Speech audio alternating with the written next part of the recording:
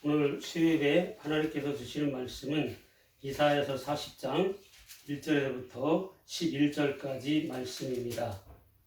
이사야 41장 1절에서 11절 말씀으로 위로하시는 하나님이라는 제목으로 말씀 전하도록 하겠습니다. 현재 우리가 살고 있는 이 시드니는 평온해 보이지만 불안과 두려움과 염려와 걱정들이 우리 모든 사람들을 힘들게 하고 있습니다. 지난 6개월 동안 산불로 인해서 우리는 어두운 그러한 세월을 보냈고 모든 사람들이 걱정하며 염려하며 그렇게 산불이 꺼지기만을 기다렸습니다. 블루마운틴의 절반이 불에 탔고 모든 사람들이 총동을 했지만 결국은 불을 끄지를 못했습니다.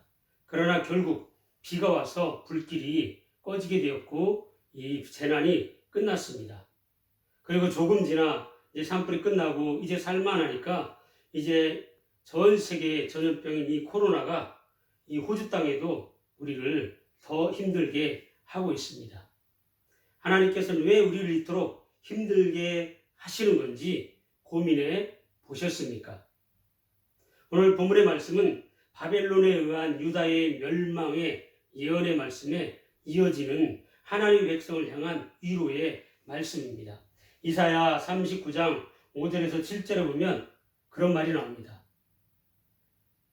내 집에 있는 모든 소유와 내 조상들이 오늘까지 쌓아둔 것이 모두 바벨론으로 옮긴 바 되고 남은 것이 없으리라. 여호와의 말이니라. 이렇게 말씀합니다. 또 내게서 태어날 자손 중에서 몇이 사로잡혀 바벨론 왕궁의 환관이 되리라 하셨나이다 하니, 이건 다니엘서를 그렇게 말씀합니다. 이렇게 포로로 잡혀가고 거기서 고생할 백성들에게 하나님께서 주시는 위로의 말씀입니다. 산불이 끝나고 전염성이 강한 코로나로 인해 힘들어하는 우리에게 오늘 하나님께 주시는 하나님의 위로의 말씀을 통해 우리도 은혜를 받고 이 모든 고난과 어려움을 회복하고자 합니다. 첫째는 죄악의 사함을 받아야 하나님의 위로가 임한다라고 2절에 말씀합니다. 너희는 예루살렘의 마음에 닿도록 말하며 그 사람에게 외치라. 그 노역의 때가 끝났고 그 죄악이 사함을 받았느니라.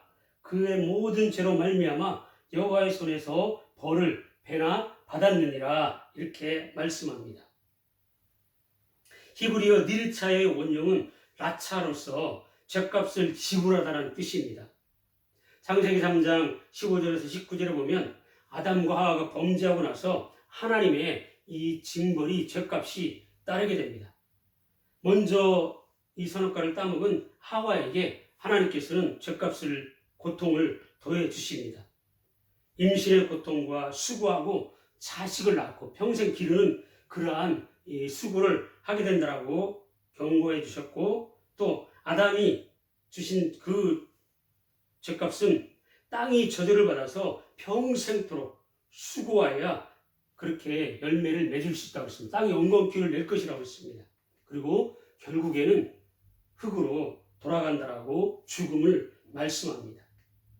이 문제를 해결하는 분이 창세기 3장 15절에 보면 여자의 후손 예수 그리스도가 와서 이 뱀의 머리 사단을 이기신다라고 말씀합니다. 이스라엘이나 유다가 멸망했다고 포로로 잡혀가서 고생하는 징벌을 받았다라는 사실이 그들의 죄사함의 근거가 될 수는 없습니다. 이 죄사함은 십자가 위에서 예수 그리스도의 희생에 의해서 이루어지는 것입니다. 우리 허물을 용서하시는 분은 오직 예수 그리스도 하나님 한 분뿐입니다. 우리에게 당한 이 재난과 어려움은 우리의 힘으로 극복할 수 없는 것입니다. 이 호주의 산불도 그랬습니다. 지금 전 세계는 하나님을 대적하고 하나님의 말씀을 어기고 죄를 위해서 살아가고 있는 사람들이 대부분입니다. 여기에 하나님께서는 하나님께로 돌아오라고 경고하시는 것입니다. 전 세계적인 추세가 어떤 것입니까? 동성애입니다. 모든 나라들이 이제 동성애를 채택을 하고 법으로 통과시켜서 합법적으로 인정해주고 있는 그러한 시절입니다. 이 소수의 그러한 사람들을 위해서 이 소수가 희생되면 안 된다. 그러한 논리를 가지고 이제 동성애까지 인정합니다. 그리고 이제는 교회에서 예배하는 것과 또 교회를 탄압합니다. 중국에서는 이 시진핑이 교회들을 부수기도 하고 십자가를 불태우기도 하고 그러한 놀라운 일들이 지금 일어나고 있습니다. 북한은 어떻습니까?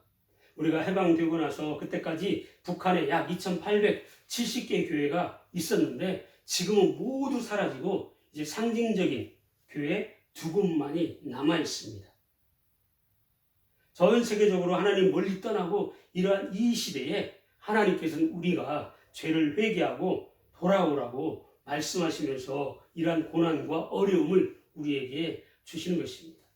우리의 이러한 죄를 사함받도록 우리가 회개하고 하나님께 돌이켜 이 땅을 고쳐달라고 전염병이 사라지도록 하나님께로 돌아가는 회개하여 하나님의 위로가 임하여 이 모든 고난과 질병이 회복되는 역사가 이 땅에도 있게 되기를 주님의 이름으로 간절히 축원을 드립니다. 두 번째는 여호와를 예수 그리스도를 이 땅에 선포해야 된다고 3절에서부터 5절에 말씀합니다. 3절 말씀에 보면 외치는 자의 소리여 이르되 너희는 광야에서 여호와의 길을 예비하라. 사막에서 우리 하나님의 대로를 평탄케 하라고 말씀합니다. 사막에 하나님의 대로를 평탄하게 만들라고 하십니다.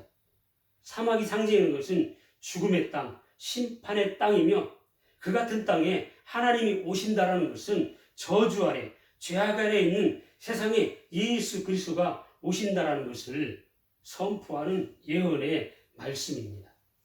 우리는 예수 그리스도가 다시 오시는 재림을 기다리며 이 땅을 살아가고 있습니다. 4절 말씀에 보면 고르지 못한 곳이 평탄게 되며 험한 곳이 평지가 되게 하라고 말씀합니다. 그 당시에 왕들이 여행길에 나가게 되면 선발대를 보내어서 골짜기 위에 길을 만들고 언덕을 평탄케 하여 왕이 다니는 길에 장애물이 없도록 제거하였습니다.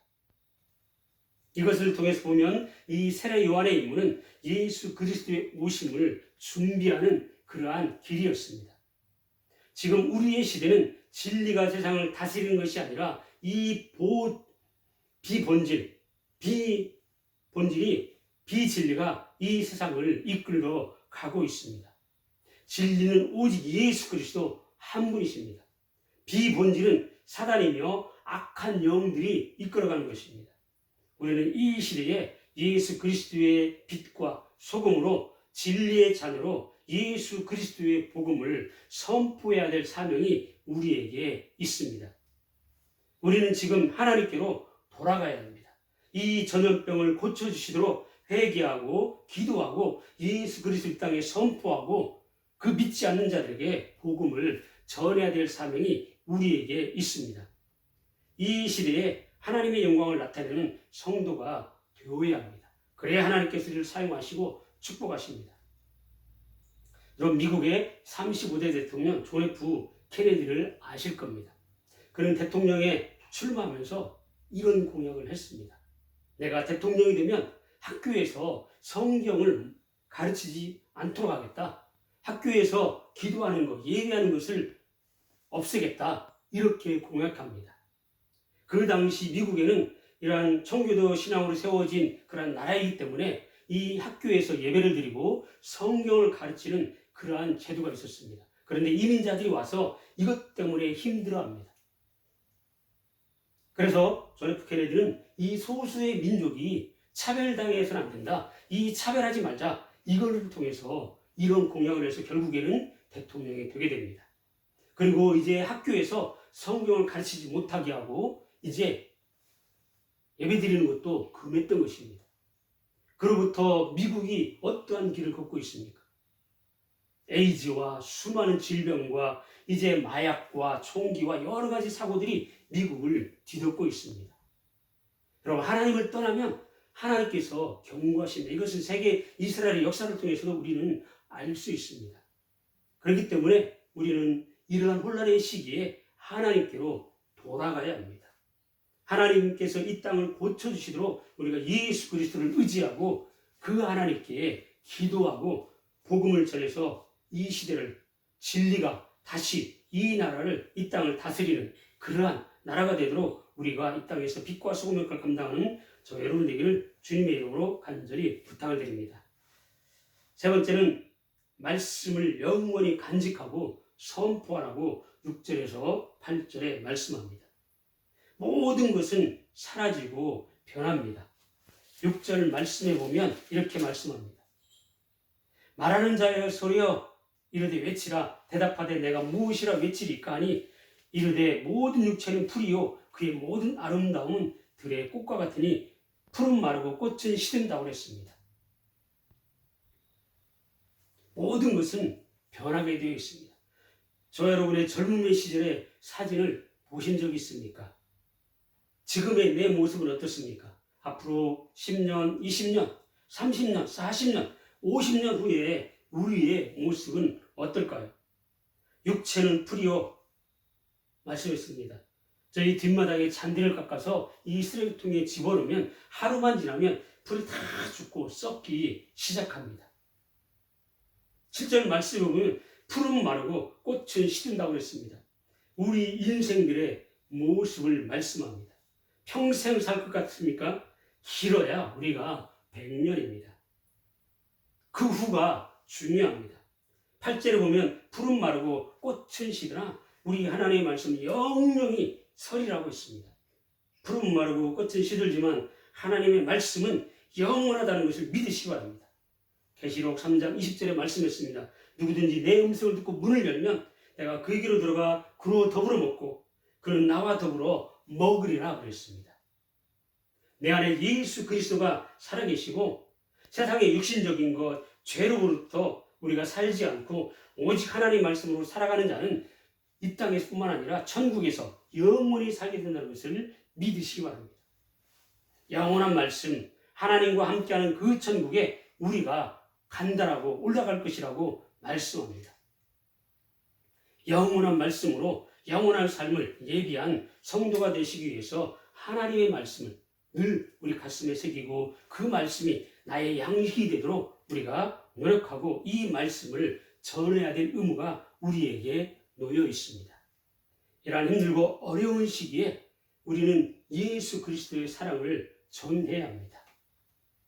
그렇게 할 때 하나님께서 이 땅을 고쳐주시고 회복의 역사가 임하게 될 줄로 믿으시기 바랍니다. 오늘 주시는 결론입니다. 위로하시고 인도하시는 하나님입니다. 9절에서부터 11절에 말씀합니다. 하나님께서는 저와 여러분을 돌아오라고 부르고 계십니다. 아름다운 소식을 전하는 자요. 시온에 예루살렘에 전하는 자요. 여러분 이런 힘든 시대에 예수 그리스도의 사랑을 십자가를 하나님의 말씀을 전해야 된다고 말씀하고 있습니다. 누가 전해야 됩니까? 부름받은 우리가 빛과 소금인 우리가 어디 시온에 교회에 예루살렘에 수많은 사람들이 살고 있는 사마리아 땅끝까지로 내 증인이라고 말씀했습니다.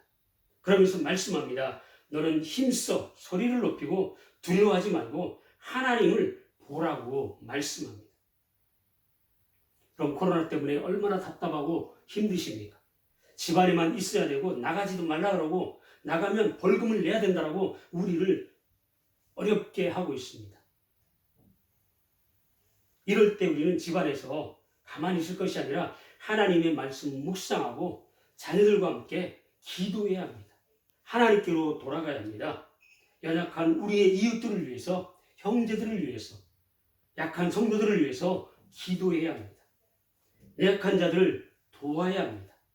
그리하면 하나님의 보응이 인도하심이 우리에게 상급으로 주시겠다라고 10절에서부터 11절에 말씀합니다. 보라 주 여호와께서 장차 강한 자로 임할 것이요 친히 그의 팔로 다스릴 것이라. 보라 상급이 그에게 있고 보응이 그 앞에 있으며. 하나님께서는 우리에게 강한 팔로 인도해 주시고 이끌어 주시겠다라고 약속하시고 우리에게 보응해 주시겠다라고 말씀합니다.